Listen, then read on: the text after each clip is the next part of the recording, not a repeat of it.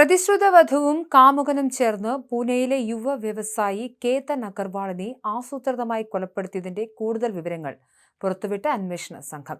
പ്രണയബന്ധം മാത്രമല്ല, പ്രതി സിയ ഗോയലിന്റെ വിവാഹത്തോടുള്ള എതിർപ്പിനുള്ള പ്രധാന കാരണം കേതന്റെ വിക്കും മുടികൊഴിച്ചിലുമാണെന്ന് ചോദ്യം ചെയ്യലിൽ വെളിപ്പെടുത്തിയതായി പോലീസ് പറയുന്നു. അന്വേഷണ ഉദ്യോഗസ്ഥർ നടത്തിയ ചോദ്യം ചെയ്യലിലാണ് സിയ ഇക്കാര്യം പറഞ്ഞത്.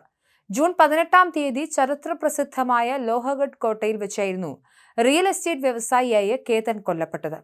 അപകടമരണം എന്ന് വരുത്തി തീർക്കാൻ ശ്രമിച്ച കേസ് ഫോൺ രേഖകളും ശാസ്ത്രീയ തെളിവുകളും കേന്ദ്രീകരിച്ച് നടത്തിയ അന്വേഷണത്തിലാണ് ഒടുവിൽ കൊലപാതകമാണെന്ന് തെളിഞ്ഞത്. ഇക്കഴിഞ്ഞ ഫെബ്രുവരി മാസത്തിലായിരുന്നു കേതന്റെയും സിയയുടെയും വിവാഹ നിശ്ചയം കഴിഞ്ഞത്. വരുന്ന നവംബറിൽ ഉദയ്പൂരിൽ വെച്ച് അത്യാഡംബരത്തോടെ വിവാഹം നടത്താനുള്ള ഒരുക്കങ്ങളും ഇരു കുടുംബങ്ങളും ആരംഭിച്ചിരുന്നു. എന്നാൽ കേതനുമായുള്ള വിവാഹത്തിന് സിയയ്ക്ക് ഒട്ടും താല്പര്യമുണ്ടായിരുന്നില്ല. കേതന്റെ വിക്കും മുടികൊഴിച്ചിലുമായിരുന്നു ഇതിന് പ്രധാന കാരണമായി സിയ പറയുന്നത്. കേതന്റെ സംസാരിക്കാനുള്ള വൈകല്യം ഇരു കുടുംബങ്ങൾക്കും അറിയാമായിരുന്നുവെങ്കിലും അവരതിനെ ഒരു സാധാരണ അവസ്ഥ മാത്രമായാണ് കണ്ടിരുന്നത്. കുടുംബത്തെ വേദനിപ്പിക്കാതിരിക്കാൻ വേണ്ടിയാണ് സിയ തന്റെ ഇഷ്ടക്കേട് പുറത്തു പറയാതിരുന്നത്. എന്നാൽ തനിക്ക് വിവാഹത്തിന് താല്പര്യമില്ലെന്ന് കേതനോട് നേരിട്ട് പറഞ്ഞിരുന്നുവെന്നും വിവാഹ നിശ്ചയം റദ്ദാക്കാൻ കേതൻ തയ്യാറാകാത്തതിനാലാണ് കൊലപാതകം ആസൂത്രണം ചെയ്തത് എന്നുമാണ് സിയ പോലീസിന് നൽകിയ മൊഴി. പക്ഷേ കേതനുമായി സിയ നടത്തിയ ചാറ്റുകൾ ഈ വാദത്തിന് വിരുദ്ധമാണെന്ന് പോലീസ് വ്യക്തമാക്കുന്നു. ഇരുവരും തമ്മിലുള്ള ഫോൺ സംഭാഷണങ്ങളിലോ ചാറ്റുകളിലോ യാതൊരുവിധ തർക്കങ്ങളുടെയോ എതിർപ്പുകളുടെയോ സൂചനകൾ കണ്ടെത്താൻ അന്വേഷണ ഉദ്യോഗസ്ഥർക്ക് കഴിഞ്ഞിട്ടില്ല.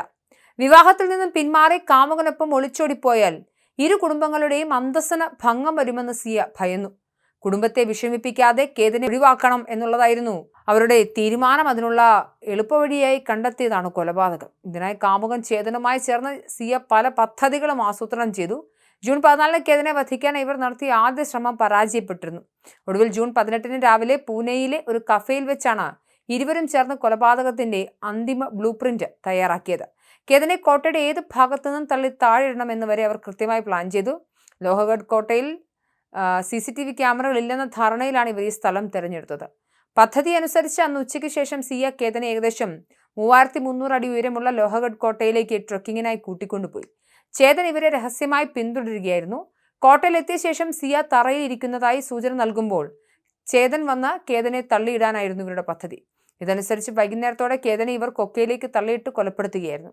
കേതൻ കാൽ വഴുതി വീണതാണെന്ന് സിയ ആദ്യം പറഞ്ഞതെങ്കിലും സംശയം തോന്നിയ കേതന്റെ കുടുംബം പോലീസിനെ സമീപിച്ചതോടെയാണ് ക്രൂരതയുടെ ആസൂത്രണം പുറത്തായത്.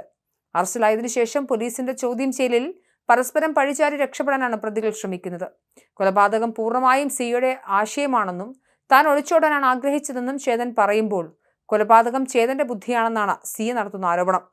ആദ്യ ശ്രമം പരാജയപ്പെട്ടപ്പോൾ ചേതൻ തന്റെ മുന്നിലിരുന്ന് പൊട്ടിക്കരഞ്ഞതായും സിയ പോലീസിനോട് പറഞ്ഞു.